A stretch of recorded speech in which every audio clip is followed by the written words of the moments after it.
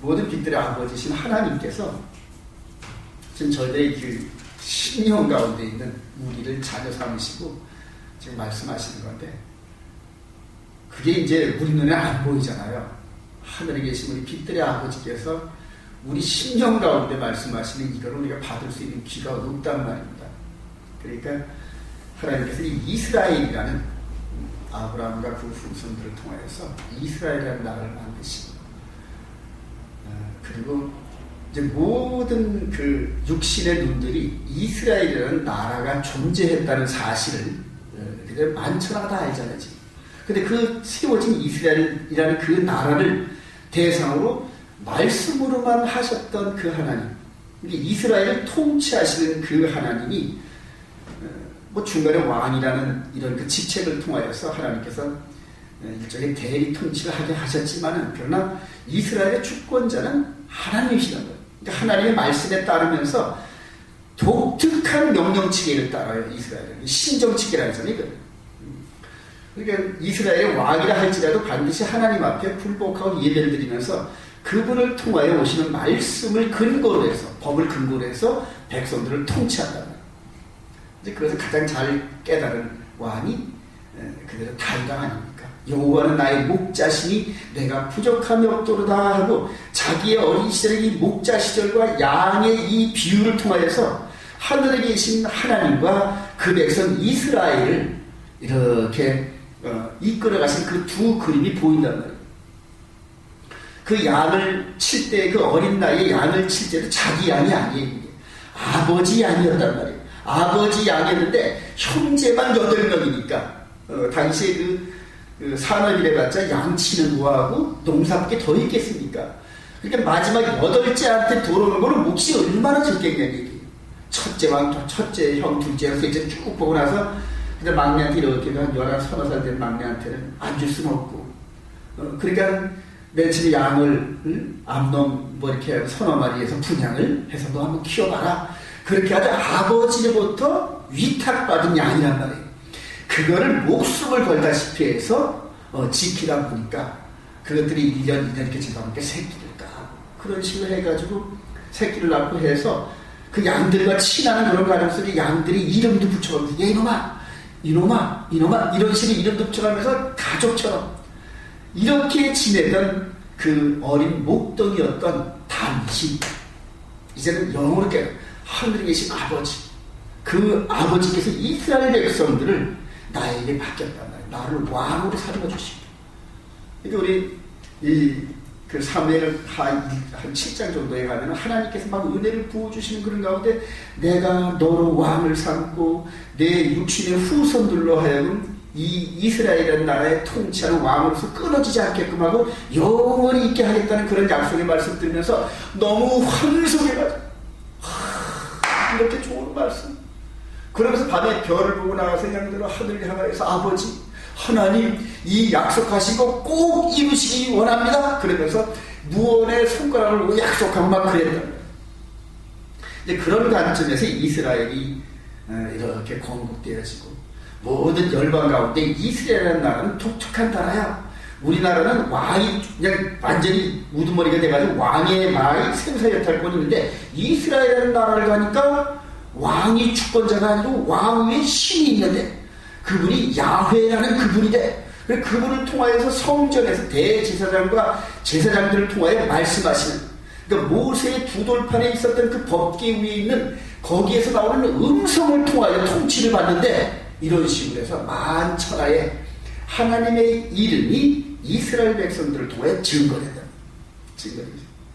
그리고 하나님께서 다윗의 아들 이 솔로몬을 통하여 얼마나 지혜를 부어주셨는지 열방에 있는 모든 왕들과 모든 그 권력자들과 이런 사람들이 그 지혜를 배우려고 지혜를 던지고 그 지혜를 가지고 백성들을 통치하기 위해서 많은 예물을 들고 와가지고 그때 솔로몬 왕이 지혜를 듣는단 말이에요. 야, 대단하다. 이건 사람의 지혜가 아니야. 이건 모든 문제나 이런 것들을 해결하는데 솔로몬 앞에 가면 해결이 안 되는 게 없어. 우리 대표적으로 두 창기 여인이 있잖아요, 그죠? 그리고 살아있는 아들 하나하고 죽어있는 아들 하나하고 똑같이 갖다 놓고 이거 엄마 찾아주세요. 요즘 같은 DNA 검사하면 금방 나타나잖아요. 그죠? 근데 당시에는 그런 게 없는데 그래서 사람의 내면의 세계를 들여볼 수 있는 그거를 지혜를 하나님께 솔로몬에게 주셨어요. 칼 갖고 와. 그리고 반 자르면 되지 뭐. 이거는 완전히 그냥 이건 말도 안 되는 그런 판결을 내려놓고 칼로 그 애기를 그냥 바닥바닥하고 이렇게 하고 있는 애기를 칼로 그냥 반을 자르려고 하는 그때에 그 낳은 자식 그 부모는 안단 말이다. 어머니는 내 뱃속에서 나온 그 어머니는 안단 말이에요. 그 아들을 살리려고 왕이시여 내 아들 아닙니다. 저 여인에게 주세요 하면서 그렇게 인간의 그 어머니의 본성을 드러내게 해가지고 명판결을 낸 그 얼마나 지혜로운 왕입니다. 그런 판결 소식을 들은 이스라엘 백성들은 얼마나 자랑스러울까. 우리 왕이 그렇대.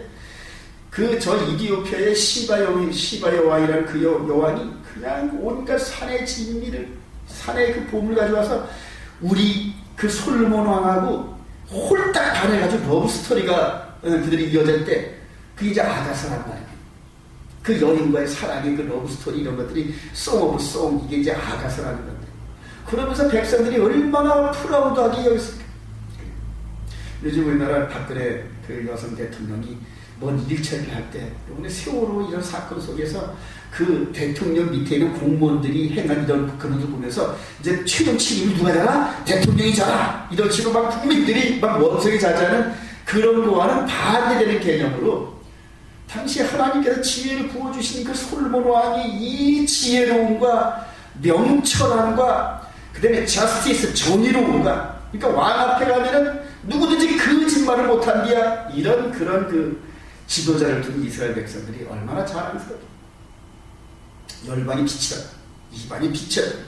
그러니까 하나님께서 그들을 그렇게 선택해가지고 이스라엘을 나를 그렇게 선택해가지고 6절에 볼 때 내가 또 너를 이방의 빛으로 삼아.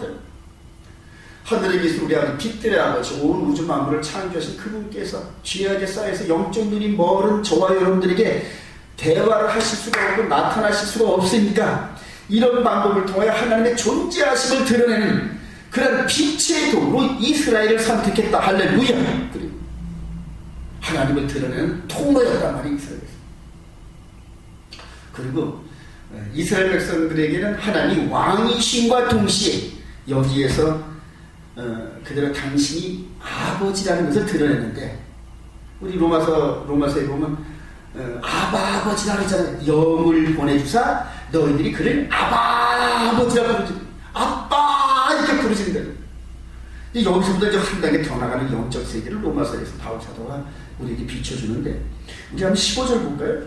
15절 49절 15절 시작. 여인이 어찌 그 젖먹는 자식을 잊겠으며 자기 태에서 난 아들을 긍휼히 여기지 아니하겠느냐. 그들은 혹시 잊을지라도 나는 너를 잊지 아니할 것이라. 내가 너를 내 손바닥에 새겼고. 그래. 그 여기에서 이스라엘은 그 보이는 나라에 이것을 하나로 묶어가지고 너희는 내 백성이라 이렇게 말씀하시면서 통치하셨던 그 하나님께서 이스라엘을 향하신 그 사랑이 친어머니보다 친어머니가 너희들을 사랑하는 그 사랑보다도 더 큰 사랑으로 내가 너희들을 사랑하는 아버지다 이렇게 드러나. 우리 육신의 부모들은 자식들이 병에 걸리고 이렇게 안타까운 가슴을 치면서 내가 대신 죽었어야 되는데 내가 대신 죽었어요.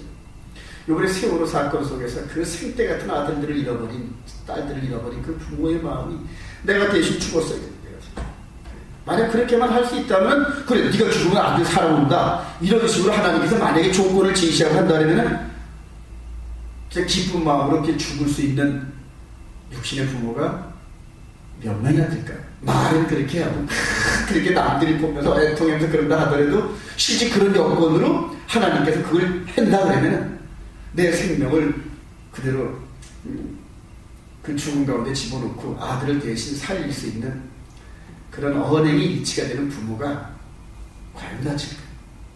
저는 자신 없어요. 그만큼 내가 아들은 사랑하지만 내 목숨보다도 더 사랑하지는 못할 것 같은 그런 느낌이에요. 글쎄 혹시 여자들은 모르겠어요. 어머니 된 입장은 모르겠는데 아비 된 입장에서는 솔직한 심정인 것 같아요. 애통은 하고 그렇다 하더라도 그게 대신 죽을 정도의 우리 하나님께서 지금 그렇게 육신의 부모와 영의 부모를 좀 비유를 하시고 말씀하시거든요. 너희들 육신의 부모도 그렇게 너희들 어머니가 그 사랑 안에 그것이 대단하지 않더냐? 이 세상에 그 사랑 중에 어떤 사랑도 따를 수 없는 그 어머니의 사랑, 뱃속에서 낳았던 그 태에서 낳았던 그 아들을 향하여서 자녀, 아들, 딸들을 향하는 그 사랑이 어떤 사랑에게 비유되겠느냐? 근데 그 사랑보다도 더 큰 사랑이 내가 너희들을 향한 사랑이다 이렇게 표현했어요. 그리고 그 너희들에 대한 그 사랑을 통해서 너희들이 이름을 내 손바닥에 새겼다 그랬었다. 그리고 우리를 이처럼 사랑하사 하나님께서 말씀만으로 하신 것이 아니라 그것을 실행으로 옮겨서 당신의 아들을 십자가의 희생 제물로 내어주시고, 그리고 우리가 연약할 때에 또 죄인 되었을 때에 또는 우리가 심지어는 하나님을 향하여 원수 되었을 그때에도 우리를 향하신 사랑을 늦추지 않으셨단 말이에요. 이게 아버지의 사랑. 이게 아버지의 사랑.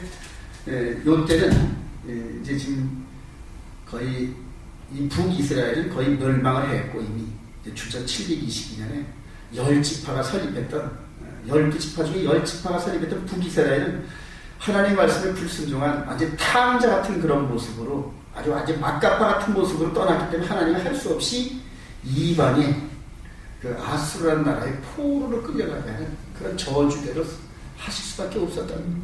그리고 이제 남방 유다 두 지파, 유다 지파와 베냐민 지파가 이렇게 해서 예루살렘을 중심으로 해서 성전을 중심으로 살고 있는 그 유다 지파를 향하여서 너희들 지금 10지파 봤지? 너희들 형들 저렇게 망하는 거 봤지?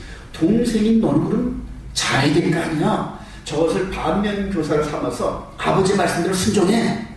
그것이 너희들이 살 길 아니냐? 그리고 너희들이 행복하는 길, 그리고 하늘의 복과 땅의 기름짐을 받을 수 있는 그런 지름길이 말씀 순종이 있단 말이야. 그러면서 이사야 선지를 통해 계속 지금 경고해. 그리고 그 경고하는 그런 가운데서 이제 아버지의 사랑이 슬쩍 들어요.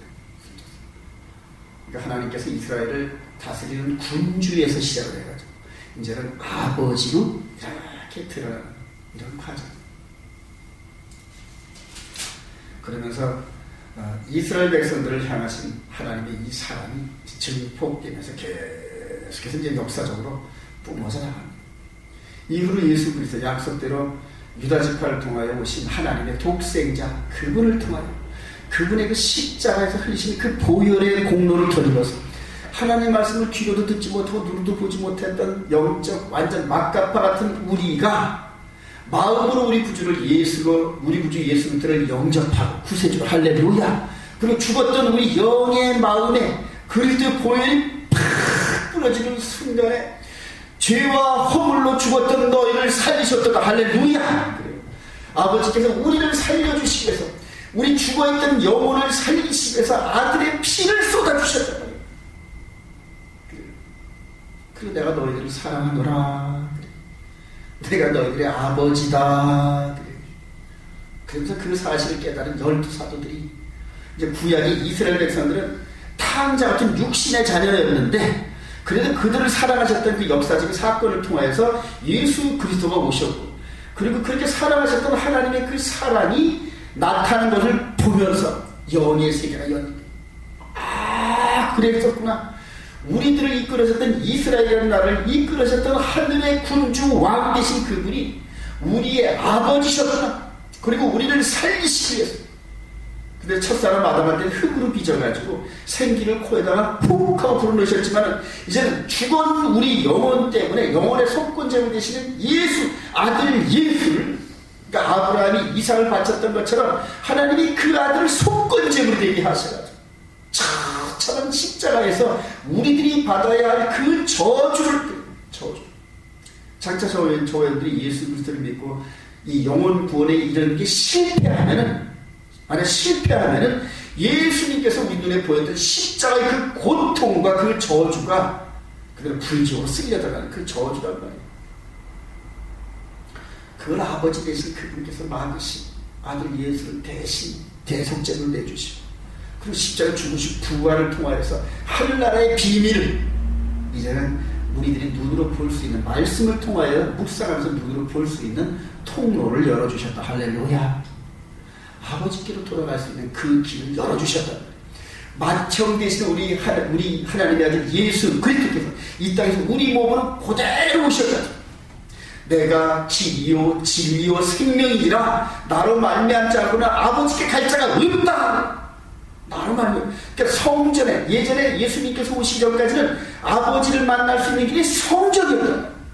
성전 입구에서 우리가 마음의 할례를 하듯이 육신의 할례를 하고 세상과 구별된 삶을 살면서 있는 죄를 고백하고 짐승을 번제를 드려서 그 짐승, 죄를 껴안고 있는 그 짐승이 당당히 번제단에서 타서 죄가 돼서 없어지는, 그래서 우리가 품었던 그 죄가 사라지는 것을 보면서 물두멍에서 씻고 그리고 성소로 들어가서 일곱 촛대에 있는 그런 그 빛의 조명에 의해서 말씀과 기도를 우리가 거룩한 모습으로 회복하고, 그리고 속죄에서 우리에 계시는 아버지의 이 십계명을 통하여서 말씀을 통치하시는 아버지 하나님, 그분 앞에서 우리가 대화를 하고 만나는 영광이 그게 아버지께 나가는 길이었단다. 그 말씀이 육신이 되어서 이 땅에 오시면서 내가 곧 길이요 진리요 생명이라, 내가 너희들의 그 마음의 할례를 하기 위해서 십자가에 죽고 부활하는 이것이 거듭남의 비밀이다. 영의 거듭남의 비밀이다. 영의 거듭남. 그리고 영적으로 거듭난 사람들만이 하나님의 아들 예수 때 보혈을 마음에 뿌리고 거룩한 영으로서 이제는 그 보이는 성전의 그것이 아닌 하늘 보호자에 계신 그분을 향하여 마음으로 묵상하면서 아버지께 나아간다.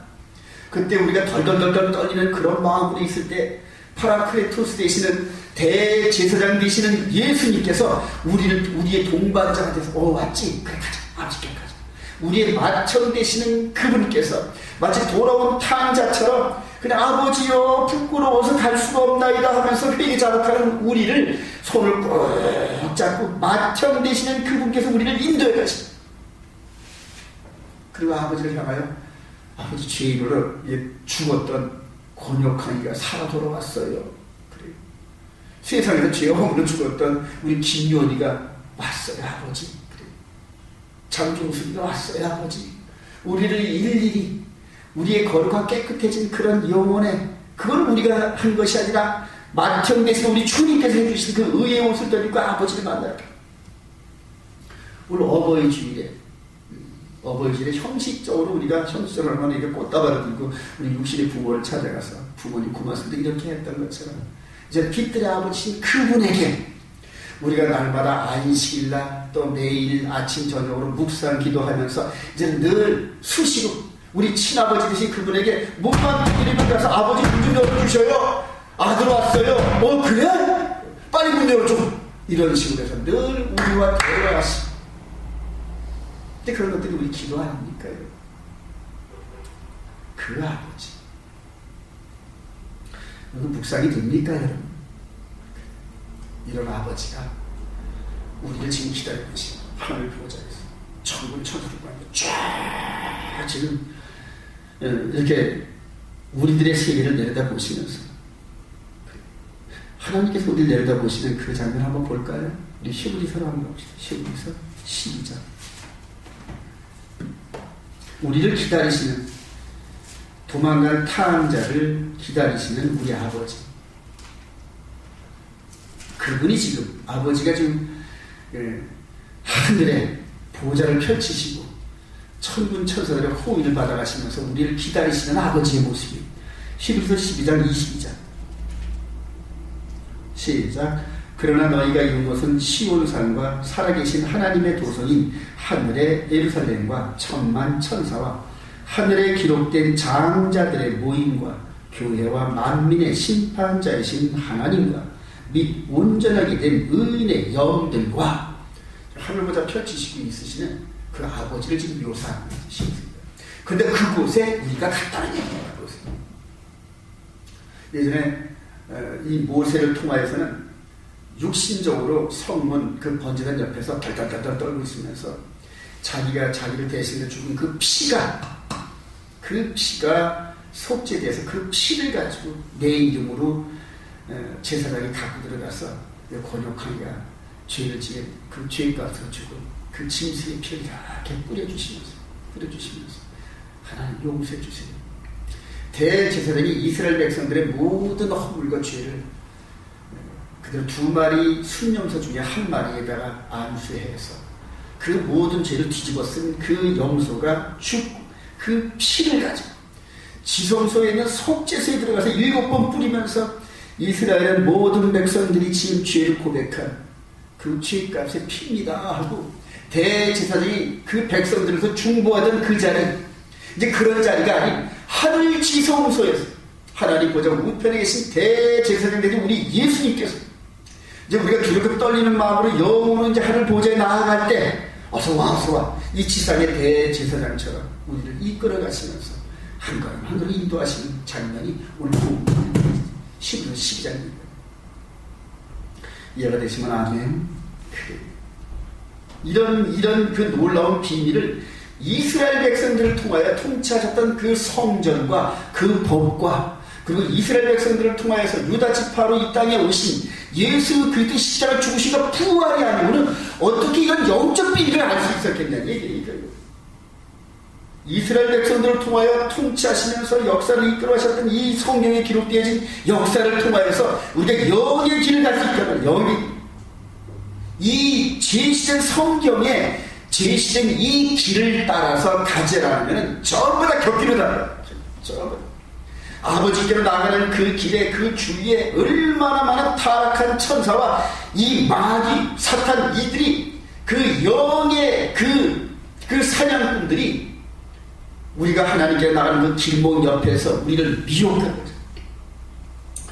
마치 어린애들 학교 갔다 오는 길에 양쪽에 만화가이라는 거 온갖 애들이 좋아하는 뿅뿅뿅이 뭐 이런 것들을 해가지고 그들의 그 고사리 같은 손에 있는 그 돈을 어떻게든지 벌어보려고 하면서 그 애들이 좋아하는 그 미혹된 그런 것들을 놓고 기다리다 보면 집에 가는 걸 잊어버리고 그걸 쳐다보면 뽕뽕뽕뽕뽕 해져지고 이런 식으로 해서 애들을 미혹하듯이 또 어른들은 또 아닙니까? 또 직장에서 이렇게 그냥 하루 종일 열심히 하다가 처자식이 기다리고 부모 형제가 기다리고 집으로 직행을 해야 되는데 그 집과 회사 사이 길목에 나오면서부터 그대로 뭐 이 음식점에 1차 술집에 노래방으로 해서 이제 3차까지 가다 보면은 집에 가는 거 잊어버리고 바로 1시 2시에서 급히 집에 가려고 총알택시 타는 이런 그 구조가 다 그런 구조란 말이에요. 집에 와서 단란한 행복과 이런 것들을 나눠야 할 그런 그 통로 속에 미혹돼가지고 이렇게 해서 육신의 타락 속에 빠지며 멸망에 그냥 그들의 그 파멸의 가정 이런 부분들이 얼마나 많아지고 그런과 동시에 우리가 영적으로 아버지께로 나가는 이 영의 길에 얼마나 많은 그런 그 미혹된 그런 그 길들이 많은지 몰라요. 아주 지금 저는 이제 통탄하게 어떤 이 진흥화된 수법과 이런 것들이 얼마나 마귀가 하나님께로 나가는 이 영의 길, 우리 주님께서 이 개척해 놓으신 피의 길, 십자가의 길, 그 길을 곁길로 빠지게끔 미혹하고 있는지 모른단 말이에요. 아버지께로 나가는 이 부분을 실패한다는 거예요. 그래요. 한 구절만 더 보고 마치죠. 우리 야고보서 갑니다. 야고보 사도가 우리에게 구하는 그런 그 세상에 미혹되지 않게끔 하기 위해서 그냥 기도하는 야고보서 1장 영의 길로 가는 이런 길에서 그대로 2절부터 한번 해봅시다. 시작. 내 형제들아 너희가 여러가지 시험을 당하든 온전히 기쁘게 여기라. 이는 너희 믿음이 시련이 인내를 만들어낸 줄 너희가 아니라. 인내를 온전히 이루라. 이는 너희도 온전하고 구비하여 조금도 부족함이 없게 하려 함이라. 너희 중에 누구든지 지혜가 부족하거든 모든 사람에게 후히 주시고 꾸짖지 아니하시는 하나님께 구하라. 그리하면 주시리라.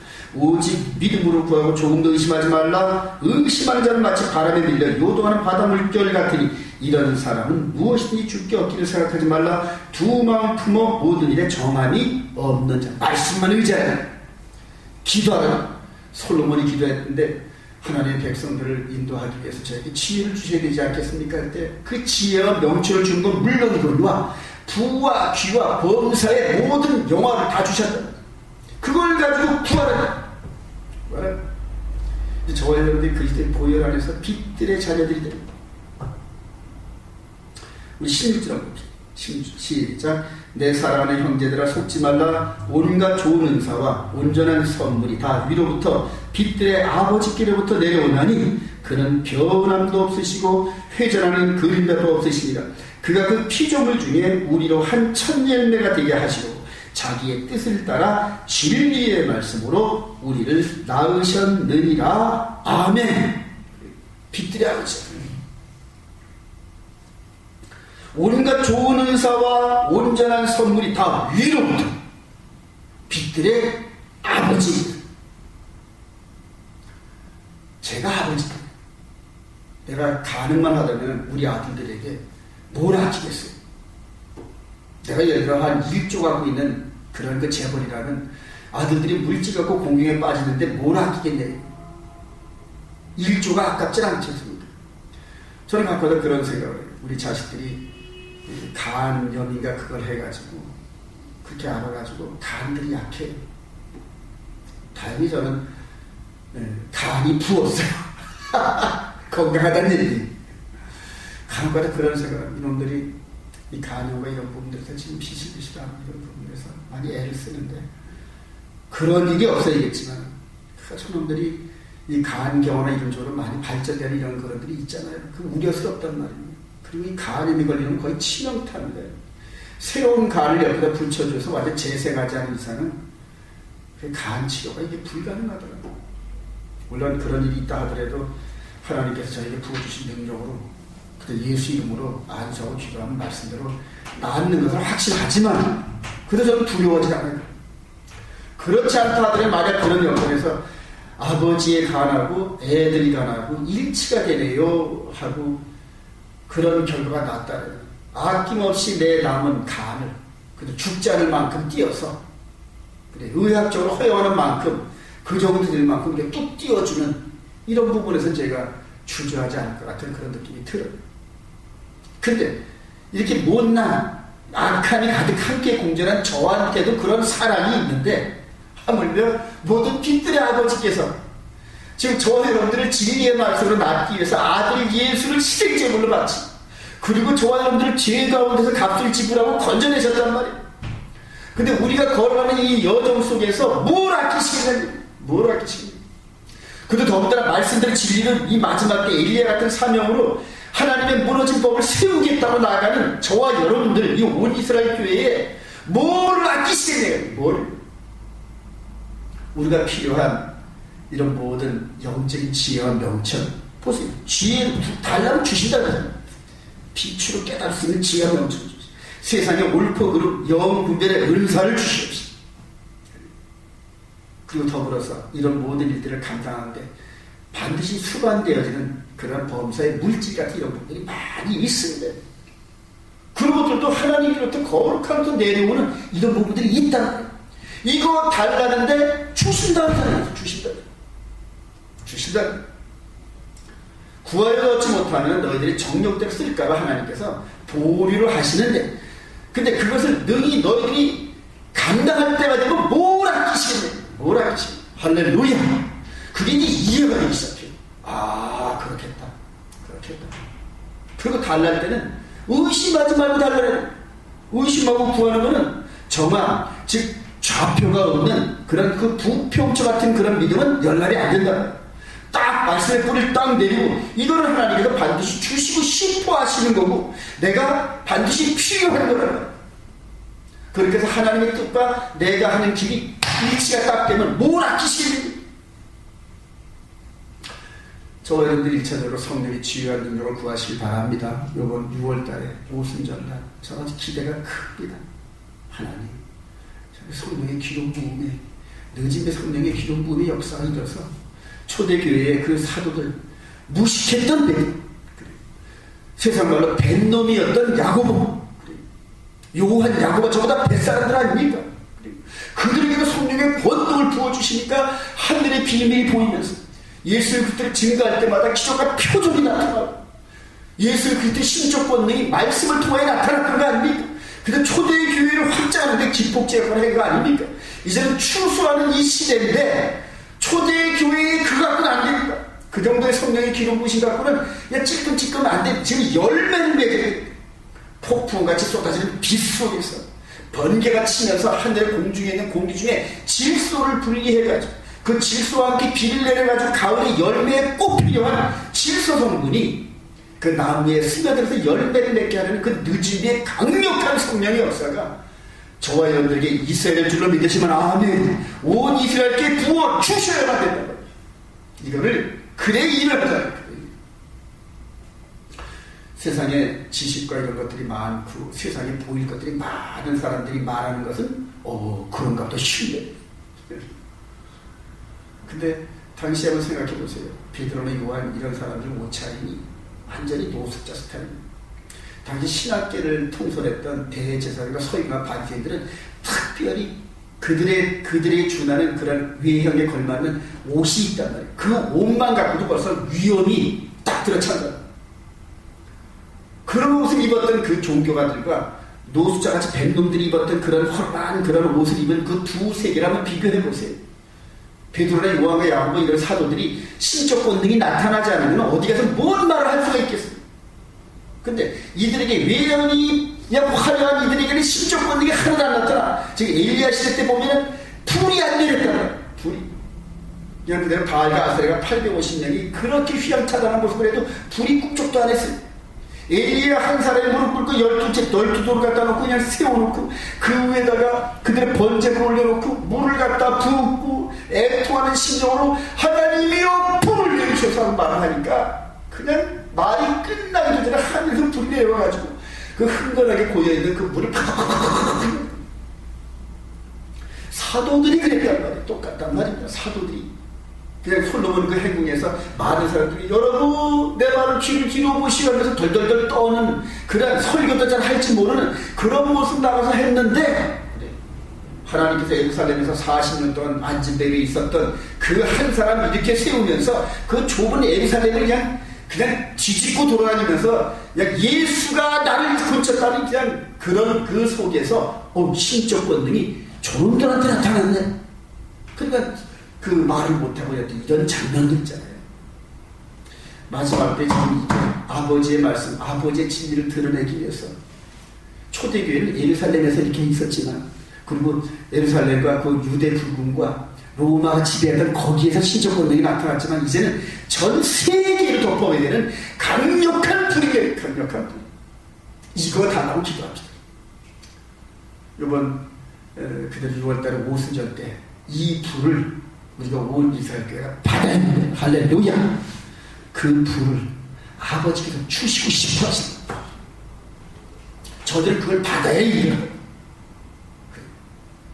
그렇게 해서 빛들의 아버지께로부터 내려오는 우리의 이름을 손바닥에 새기시고 그 손바닥에 새긴 우리 이름을 위해서 십자가에 못 쿵쿵 박히는 그런 고통을 당하신 그 아픔을 참고 인내하면서 우리를 낳으신 빛들의 아버지가 이제는 우리를 통하여 이전에 이사야에서는 이스라엘 백성들을 통해 드러내기를 원하셨는데 이제는 빛들의 자녀들인 우리를 통하여 이방이 빛이 되게 하고 믿지 않는 자들에게 하나님 나라를 증거하는 아버지를 증거하는 그래서 모든 영혼들을 오늘 말씀대로 아버지께로 이끌어가는데 쓰임받는 저와 여러분 되시길 주님의